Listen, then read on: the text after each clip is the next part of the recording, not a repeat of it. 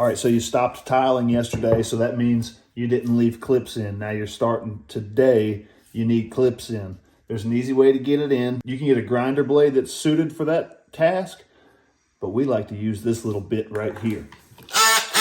Multi-tool, diamond blade, shaped like some kind of shield, and that tip will grind its way in